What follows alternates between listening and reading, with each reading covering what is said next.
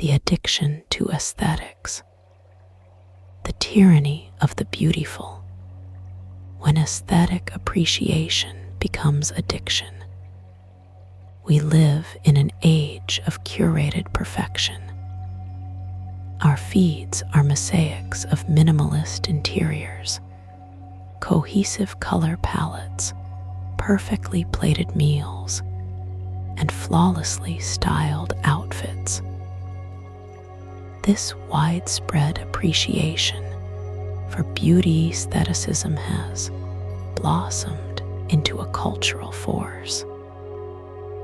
But for a growing number, this pursuit of beauty has crossed a subtle, insidious line from passion to pathology, an addiction to aesthetics.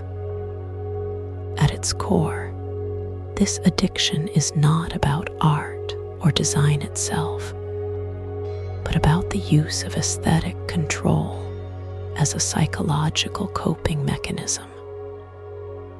It is the compulsive need to arrange, curate, and filter one's external environment to manage internal chaos.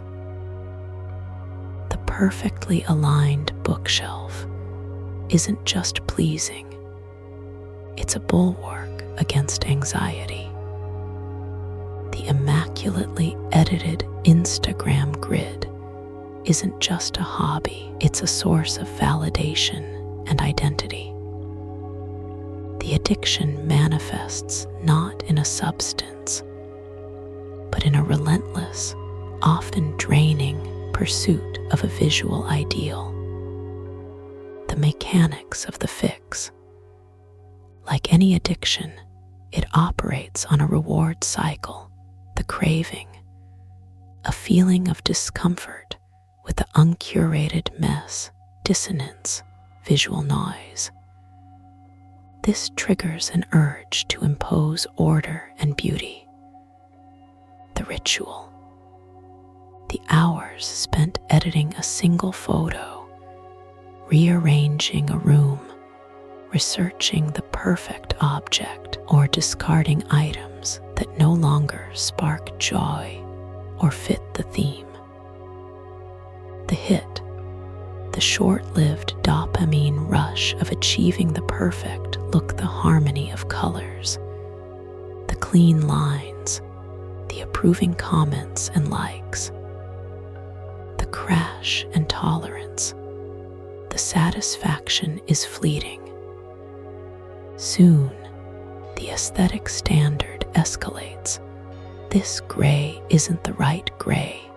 The environment feels dull again.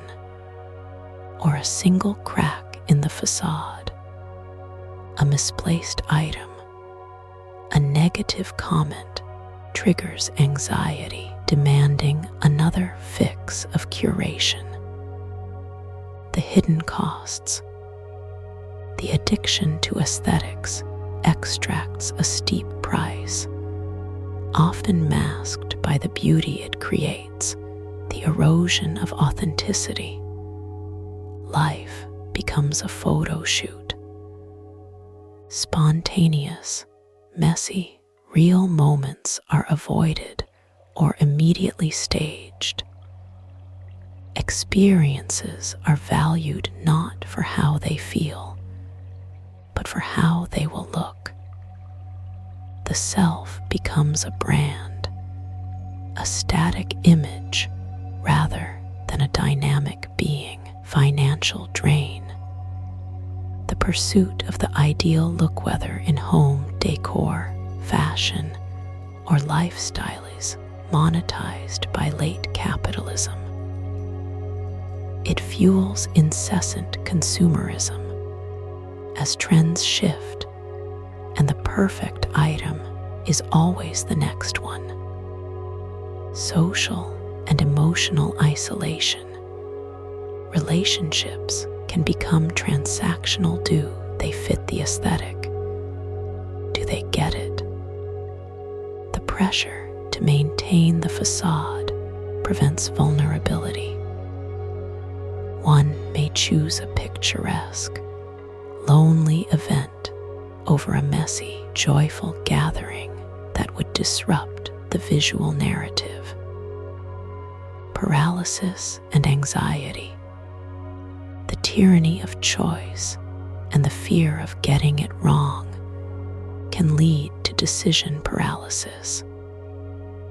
The inability to control the aesthetic of every environment, a friend's cluttered home, a public space, can generate profound anxiety.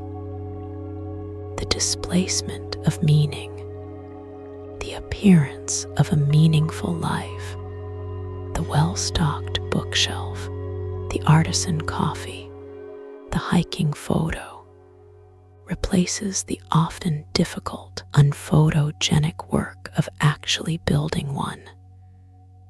Aesthetics become a surrogate for substance, the cultural amplifier. This addiction is not born in a vacuum. It is amplified by social media algorithms, rewarding cohesion, perfection, and novelty. Consumer culture, selling aesthetics as a pathway to identity and happiness. The wellness industry, often conflating visual calm beige, minimalist spaces with internal peace towards an aesthetic of wholeness. Breaking free doesn't mean abandoning beauty. It means redefining it. It means cultivating an aesthetic of authenticity, finding beauty in the worn, the lived in, the imperfectly real. The cracked vase, the chaotic desk of a creative mind, the unedited laugh.